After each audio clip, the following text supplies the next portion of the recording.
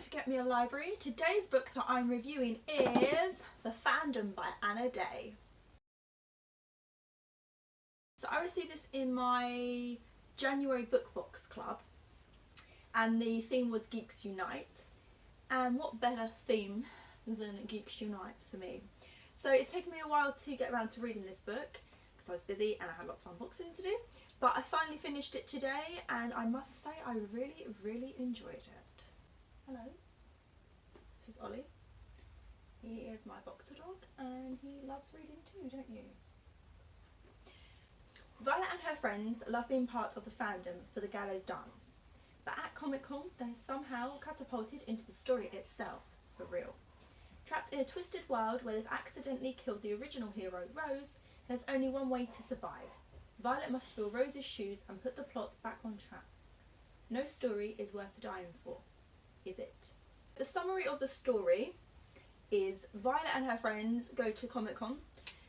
They love the Gallows Dance, and it's about this book. It's this book written by this lady called Sally King, and she created this story where it's sort of like a dystopian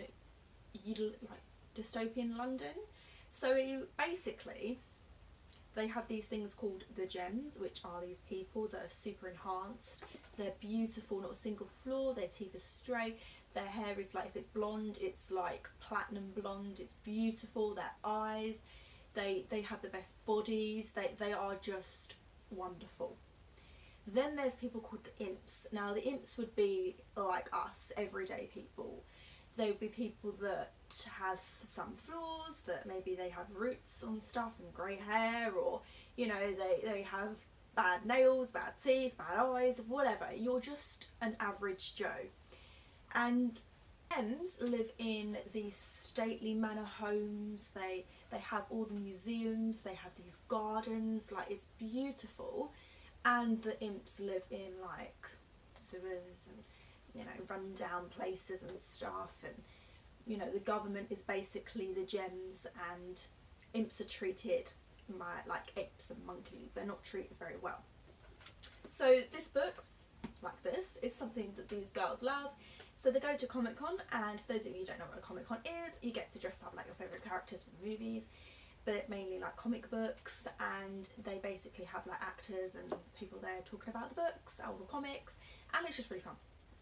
So they've gone there dressed up as Rose, this guy called Thorn. They've dressed up as a Gem, and they've dressed up as, well, I'm not going to reveal all of the stuff, but they're dressed up as the characters from it. There is Violet, her best friend Katie, her best friend Alice, and Violet's little brother called Nate. So they all go to Comic-Con and they meet the famous actors. One of them is called Russell, and he plays the lead actor Willow in the book, and they love him. He's so dreamy and so wonderful, and he is a Gem. And this girl Rose, who Violet dresses up as, she loves the character Rose, and Rose is an imp, and she's an imp rebel. And basically, long story short, this is kind of a spoiler, but it's not. I mean, you figure this out on the first page, and at the back of the book it does say read page 32 to try the book and to see if you like it. So this isn't really a spoiler. But Willow and Rose eventually fall in love, and the whole book is based on Rose being hung at the Gallows Dance and Willow confessing his love, and everybody thinking like this Gem loves this imp, and they change society, and that is basically what the story is. It's like a love story, but there's obviously a little bit more within the book, like the rebels and how she got Willow to fall in love with her. So there's a lot more to the story. So that's basically the summary. So they fall into, so they go to the Comic-Con, and the roof collapses and caves in, and somehow they wake from unconsciousness, and they walk through this door, and they're in the Gallows Dance, and they're like, oh my god, these people are really dressed up, and wow, look, they've really gone all out there with the Gallows Dance stuff. But actually it turns out that everything is real. They shout out to Rose, they call her by her actor's name, and she turns, everyone turns, and they see Rose, and Rose gets killed, and basically Violet then has to step into Rose's shoes. And there is a long process, it's like a week before they finally get to the end of the book. And the end of the book was so sad. But yeah, that's basically the summary of the story. Now the writing I really liked the way that Anna Day wrote. I've never read anything by Anna Day before. I don't know if she has any other books, but I really, really enjoyed the writing. I liked how she created this world within a world and you lived it. And not a lot of authors can do that. Not a lot of authors can create a world that these other characters have a world of their own and go into. It was really, really good. It's like when you watch a really good film like Harry Potter and you go to bed and you have a dream and you imagine like that you're in that world. It was like that, but it was real, and like I must say that she was really, really good at it. I again liked the plot. I thought the story, the idea of it was really good. For those of you that like Comic Con, it's like one of your wildest dreams to end up in that fan fiction world. But in that world, especially like fan fiction. So yeah, I really, really liked the plot. The characters I liked as well. Now I like that one of the characters within the book that a lot of you would be reading and thinking like, oh, I'm a fan of this person too, because like the main characters are, but then by the end of the book you actually think, well, that's not a very good character. But it's not because Anna Day created a bad character or she created bad character development. She created a really, really good story, but you just start to realise that you don't actually like that character anymore, that there is actually a flaw to this character, and you've always believed this character was great, but he's not. Spoiler, sorry. But yeah, I really like the vast amount of characters. There's so many characters, but you don't look at every single one of those characters' lives. You're not sat there like, oh, yawn. It's boring because there's so many characters in it. There's a lot of characters within the book, but they all appear at the right time and moment. So the whole story is you with Violet. You continue the journey with Violet and her brother Nate. They're the main two characters of the story. Then you have Willow, and then you have a boy called Ash. Then you have Alice, Katie. There's other characters within there as well, a guy called Thorn. But you really start to develop the story as you read it with those characters. And there was never a part of this book where I was like, oh, this is boring. It just took me a while to read it because I was doing a lot of stuff, but it was a really, really good book.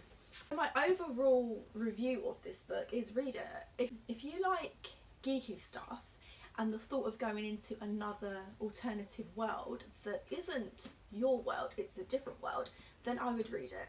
It was written in a way where it was just literally you being Violet and what you would do. Like there's so many things within this book where I'm sat there thinking, what would I do? And although I wouldn't have done everything Violet did, you can see why Violet did what she did. Oh, I just can't say how great it was. It was really, really good. It was definitely an absolute thrill to read, and that's what it says at the front of the book. So I'm going to read you a little bit of page 32, just because it says to you to try it. I'm just going to read you like the first little bit, just so that you can experience a little bit as well. So this is amazing, Nate shouts over the drums. A Thistleprom, just like in canon. A little too amazing, I reply. The smell, the actors, the sheer scale of the set is all too real. I begin to feel woozy and the drum roll grows to fill every space in my head. Suddenly, the drums stop. Peace. The crowd remains captivated, statue-like, their flawless chins lifted skywards. This is the moment in the film when the imp rebels appear, releasing their smoke bombs and storming the stage, liberating the condemned imps from the gallows. And Rose slipped away unseen, just melted back into the grey of the imp city, having proved her worth as an imp rebel. I hold my breath, awaiting the cry of the rebels. But instead, I hear Katie scream at the top of her lungs, Julia, Julia, are you okay? The last thing we need now is to draw attention to ourselves. Katie, no, I shout. She runs towards the stands, waving her arms above her head. Julia, be careful, you might fall. Katie, stop, I shout, but it's too late. The guards swivel in their podiums, alerted to Julia's presence. Guns cocked and aimed, Julia turns and a strange expression grips her face, a hybrid of acceptance and determination. The sound of gunfire raptures my skull and a series of red dots spread across her tunic, merging into a large splotch. It forms a bout of blood, reminiscent of my own sash. She glances at her abdomen, and bemused smile gripping her rosebud mouth, and begins to topple. Her slender hands whirl before her, grasping for an invisible man, but she falls between the stalls like a doll. Her hair and black cape streaming behind her. She smacks the paving, and inhuman and lifeless, a stack of grit. I watch as the life leaks from her, two ruby butterflies' wings unfolding across the centre. Across the concrete. This can't be real. That's it. I'm not reading anymore. Obviously I got this book before I read the back, but when I read that page I was like, ooh, this looks really good. But yeah, I really liked it. The world within the story is really good.